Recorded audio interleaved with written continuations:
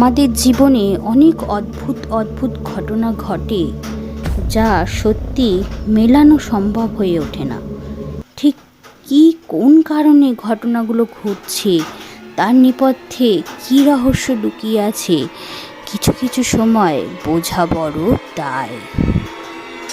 নমস্কার দর্শক বন্ধু, গোস্ট ফাইলসে আমি সোনালি এখন আছি তোমাদের সাথে। আজকে নিয়ে চলে এসেছি নতুন একটি এপিসোড তোমাদের জন্য।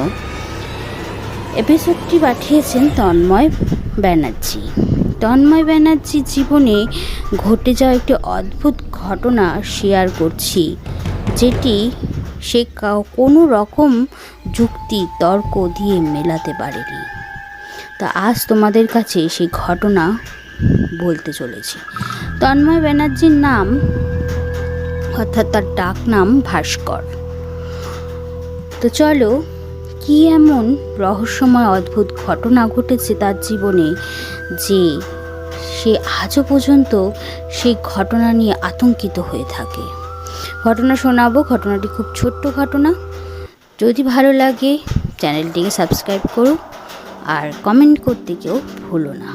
তো চলে আসছি সরাসরি ঘটনাতে। তন্ময় ব্যানার্জি যেভাবে লিখেছে সেভাবেই আমি ঘটনাটি তোমাদের কাছে শেয়ার করছি। আমার নাম ভাস্কর। আমার বাড়ি আলিপুরদুয়ার জেলার কামাখ্যাগুড়িতে। যদিও আমি কর্মসূত্রে শিলিগুড়িতে থাকি, বেশ কয়েক বছর ধরে কাজের চাপের জন্য এক প্রকার বাড়ি যাওয়াই হয় না।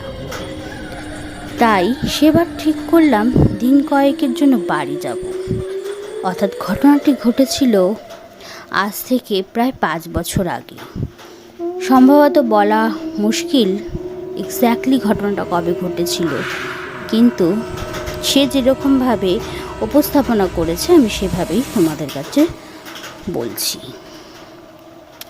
সেই মতো যথারীতি অফিস থেকে ছুটি মঞ্জুর করে বাড়িতে রওনা দিল। প্ল্যান করাই ছিল যে আগে কোচবিহার যাব, দিদির বাড়ি, সেখান থেকে দাদা এসে নিয়ে যাবে। দেখতে দেখতে যাওয়ার দিন চলে এলো, আর সেই দিন ছিল বৃহস্পতিবার, পূর্ণিমার রাত। সব কিছু গুছিয়ে নিয়ে বাসে উঠতে উঠতে প্রায় দুপুর হয়ে গেল। তারপর রাস্তা জ্যাম থাকায় দিদির বাড়ি পৌঁছাতে প্রায় সন্ধ্যা 7টা বেজে গেল। গিয়ে দেখি দাদা আগে থেকেই হাজির হয়ে বসে আছে। তা সবার সাথে আড্ডা দিতে দিতে অনেক দেরি হয়ে গেল। দিদির বাড়ি থেকে যখন আমরা রওনা দিলাম তখন প্রায় 11:30 বাজে। দিদি অবশ্য বলেছিল রাতে ওখানে থেকে পরের দিন সকালে যেতে, কিন্তু দাদা রাজি হলো না। অগত্যা আর কি করা, রওনা দিলাম দুই ভাই বাইক নিয়ে কামাখ্যাগুড়ির উদ্দেশ্যে। দিদি সাথে করে তাদের পুকুর থেকে ধরা মাছও দিয়েছিল বাড়ি নিয়ে যাওয়ার জন্য। কিন্তু তখন কি আর জানতাম সেই মাছের জন্যই আমাদের ভাগ্যে কি ভয়ানক বিপদ দেখা দেবে। তা যথারীতি আমরা রওনা দিলাম। আমি চলছিলাম আর দাদা পেছনে। আমার লাগেজ ব্যাগ, আর রাস্তার দুপাশে শুধু ধানের ক্ষেত আর ধানের ক্ষেত। হঠাৎ আমি দেখলাম দূর থেকে সাদা মতো একটা কি যেন আমাদের উদ্দেশ্যে খুব জোরে জোরে ছুটে আসছে। তখন ঘড়ির কাঁটায় 11:30টার বেশি বাজে, আর দিনটা ছিল বৃহস্পতিবার, যেটা অনেকটা মানুষের মতোই গঠন, কিন্তু যেন ঠিক হাওয়ায় ভেসে ভেসে আসছে। আমি ভাবলাম, ধুর, রাতের অন্ধকারে কি ভ্রম দেখছি? হয়তো পোস্টারের আলোতে ঠিক করে বুঝে উঠতে পারছি না। দাদাকে জিজ্ঞাসা করায় বলল যে সেও ঠিক দেখে জিনিসটাকে। বাইক যত সামনে এগোচ্ছে তত জিনিসটা আরও স্পষ্ট হচ্ছে। দাদা যখন বলল সেও ঠিক একই জিনিস দেখছে, তখন ভাবলাম না, এটা ভ্রম নয়, এটা সত্যি কিছু ঘটনা।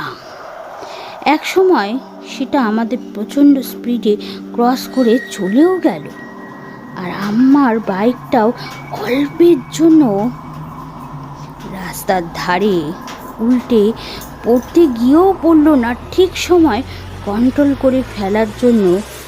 কিন্তু পর মুহূর্তে আবারও সেই জিনিসটা আমাদের পেছন থেকে ক্রস করে সামনে চলে গেল। আশ্চর্য, একই জিনিস বারবার ওভারটেক করছে, মানেটা কি?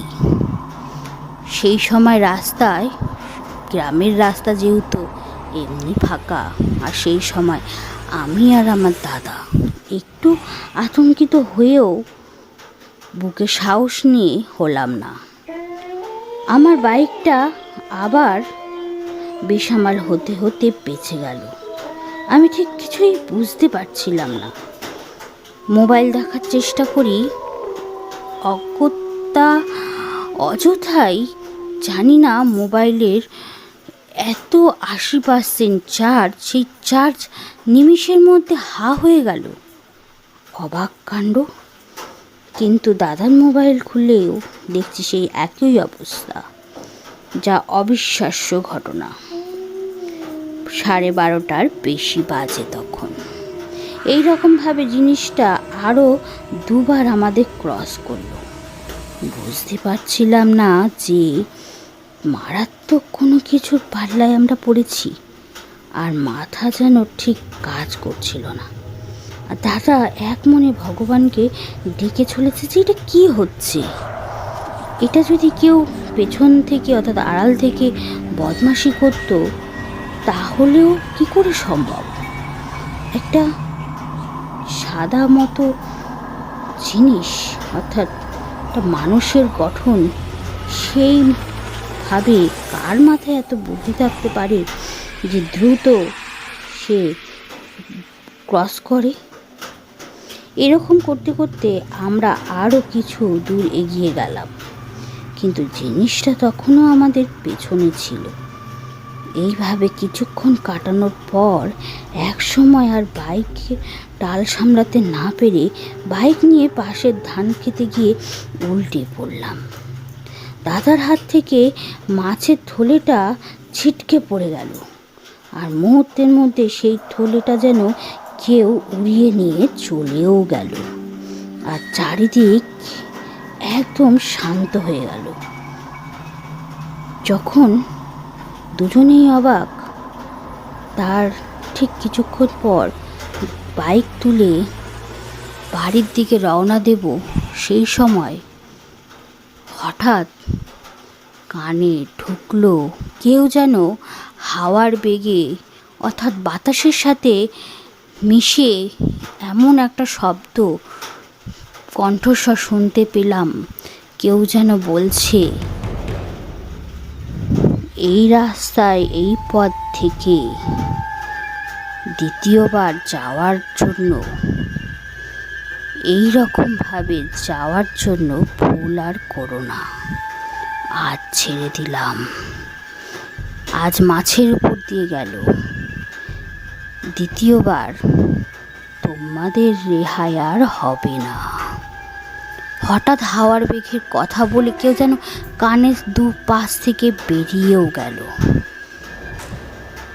আমি আমার দাদাকে বললাম, আমি যা শুনলাম তুই কি তাও শুনলি? রিয়াকশান উত্তর একই আসলো। বুঝতে পারলাম এটা কোনো স্বাভাবিক ঘটনা নয়। আজ মরতে মরতে বেঁচে গেছি। আজ বলতে গেলে কপালে শরীর দশাই ছিল, যেটা মাছের উপর দিয়ে গেল। তো ফ্রেন্ডস, এইরকম ঘটনা আমাদের জীবনে এর আগে কখনো ঘটেনি। তো ঘটনাটি কেমন লাগলো চাইলে কমেন্ট করতে পারো। এরপর থেকে আর কখনোই কোনোদিনও রাত বিয়েতে, অর্থাৎ বেশি রাতে কোনো কিছুই, মাছের প্লাস্টিক বা কোনো কিছুই কাটা জাতীয় জিনিস আমরা আর বহন করে নিয়ে যাই না। তো ফ্রেন্ডস, এই ছিল এপিসোডটি তোমাদের কেমন লাগলো তাহলে কমেন্ট করে জানাতে পারো। কোন ধরনের এপিসোড শুনতে চাও সেটাও কমেন্ট করে জানাতে পারো। এপিসোড ভালো লাগলে একটি লাইক, একটি সাবস্ক্রাইব আশা করতেই পারি।